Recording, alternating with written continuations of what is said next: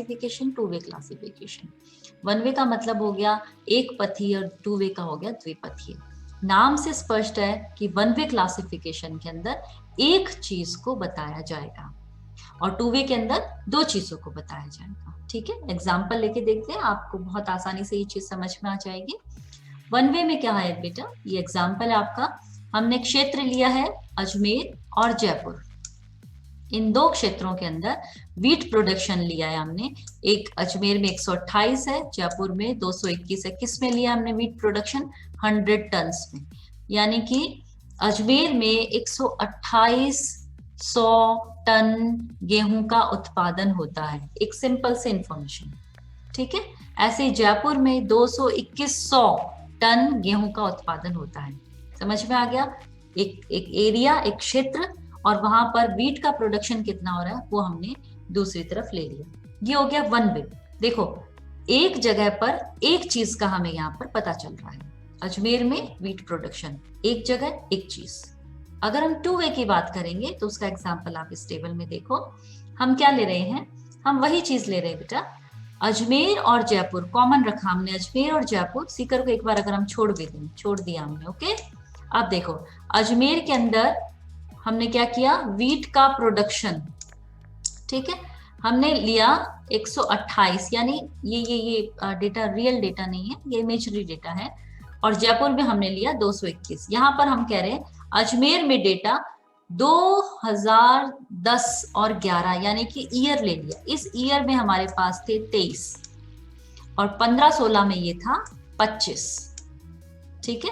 जयपुर में 2010-11 में था 37 और 2015-16 में था 35। क्लियर?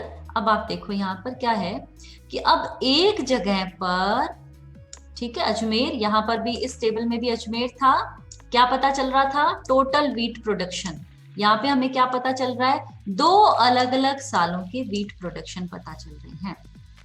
यानी अब हमें यहाँ पर वीट प्रोडक्शन के साथ साथ समय का भी पता चल रहा है। ये बात क्लियर हो गई बेटा? कि पहली टेबल में हमें एक जगह पर उत्पादन यानी एक ही चीज का पता चल रहा था, जबकि दूसरी टेबल से हमें एक जगह पर दो चीजों का पता चल रहा है, समय का पता चल रहा है और उत्पादन का पता चल रहा है। तो इसको हम कहेंगे टू वे क्लासिफिकेशन। जब एक टेबल में, जब एक सारणी में दो चीजों का आभास हो जाता है, पता चलता है, भान होता है, तो उसे हम द्विपथीय वर्गीकरण कहते हैं, टू वे क्लासिफिकेशन। क्लियर हो गया? चलिए अब हम बात करते हैं टेबुलेशन की। ये क्लासिफिकेशन की बात थी, अब टेबुलेशन की बात करते हैं। टेबुलेशन क्या होता है बेटा? टेबुलेशन होता है कि हमने क्लासिफाई कर लिया जो डेटा हमारे पास आए। जैसे हमने पेन का एग्जांपल लिया था, हमने लाल पेन को एक तरफ रख दिया था, नीले पेन को एक तरफ कर दिया, ये क्लासिफिकेशन।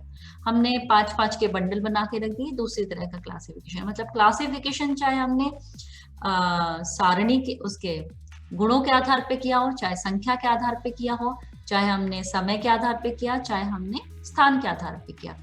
जब हम क्लासिफाइड डेटा को, यानी हम इस तरह से ग्रुप किए हुए डेटा को कॉलम और रोज में फिक्स करते हैं, डालते हैं, तो हम इसे कहते हैं टेबुलेशन। ठीक है, यानी हम सारणी उसके बना रहे हैं, सारणीयन, हिंदी में से हम कहते हैं सारणीयन करना, यानी सारणी का निर्माण करना, टेबल फॉर्म में लिखना, उसे हम टेबुलेशन कहेंगे। टेबुलेशन जो होता है उसके साथ ही एक टर्म और आती है, वो आती है फ्रीक्वेंसी।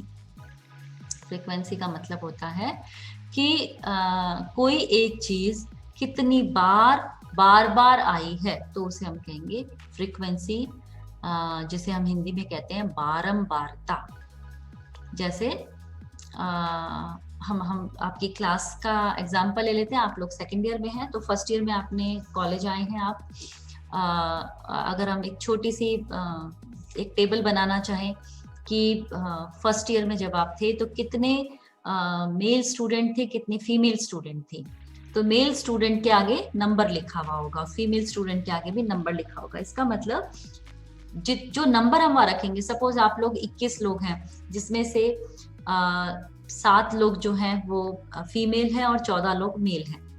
तो जो मेल है यानी कि जो पुरुष हमारे स्टूडेंट्स हैं उनके आगे नंबर आ गया 14, यानी वो 14 बार रिपीट हुआ है, ठीक है। और फीमेल जो है उनके आगे नंबर आ गया 7, यानी 7 बार हमने जब काउंटिंग करी, हम जब काउंट कर रहे थे तो 7 बार फीमेल आया। तो ये जो बार बार जो नंबर रिपीट होता है, तो कितनी बार वो नंबर रिपीट हुआ उसे हम कहेंगे बारंबारता, फ्रीक्वेंसी, ठीक है। अब इसमें हम देख लें, the number of repetition of a particular observation in a series is called frequency of the observation. कोई एक सारणी हमें दी हुई है, उसमें कोई भी एक नंबर किसी भी एक गुण के आधार पर हमने जितनी बार वो रिपीट हुआ, जितनी बार वो आया, उसको हम फ्रीक्वेंसी या बारंबारता कहते हैं। यहाँ पे एग्जाम्पल भी लिखा है हमने। For an example, if in a class of 15, यानी कि 15 लोगों की क्लास में, यहाँ पे मैं हाइलाइटर ले लूं बेटा तो ये ज्यादा इजीली क्लियर हो जाएगा।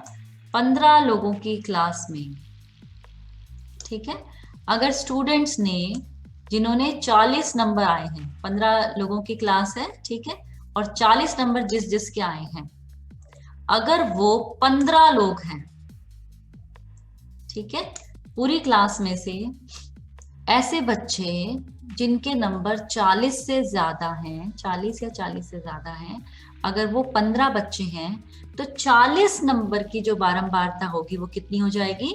15। ये हम एग्जाम्पल के साथ भी ले लें ताकि इजीली क्लियर हो जाए। अब ये देखो, ये एक एग्जाम्पल मैंने लिया यहाँ पर कि फैमिलीज हैविंग डिफरेंट मेंबर्स। ये एग्जाम्पल है, क्या है कि अगर हम हमारे कॉलोनी का या हम हमारे गांव के बारे में देखें तो हर एक परिवार में अलग अलग नंबर के सदस्य हैं।